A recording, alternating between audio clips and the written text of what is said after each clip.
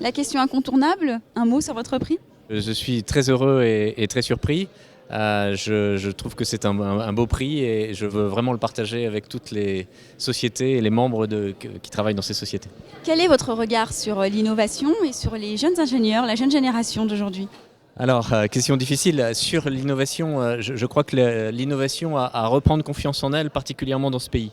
Ce pays a un peu peur d'innover, se pose trop de questions avant de se mettre en marche.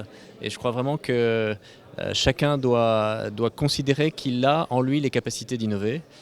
Concernant la jeune génération, nous sommes très confiants. C'est une génération de gens passionnés, c'est une génération de gens qui ont envie de faire ce qu'ils aiment. Et je crois que ça c'est important, ne pas se laisser conduire par des choses qu'on entend à l'extérieur, mais écouter ce qu'on a à l'intérieur et ce qu'on a envie de faire. Voilà ce qui à mon avis peut conduire le mieux à l'innovation, nos jeunes ingénieurs. Vous qui êtes entrepreneur, moult fois entrepreneur, quel est selon vous le meilleur outil pour conquérir de nouveaux marchés aujourd'hui?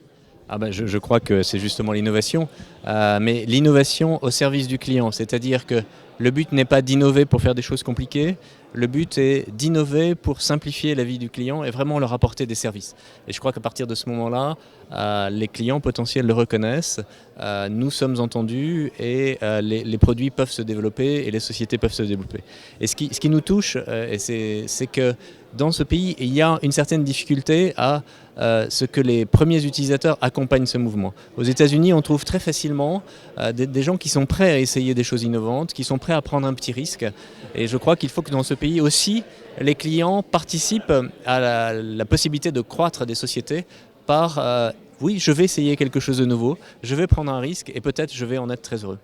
Est-ce que la France a à rougir de sa position à l'international en termes d'innovation et de numérique, surtout notamment vis-à-vis des États-Unis? Alors rougir, je crois qu'on n'a jamais à rougir, il ne faut jamais avoir honte, mais je crois que nous avons à prendre conscience de notre position actuelle et d'un certain retard ou timidité que nous avons.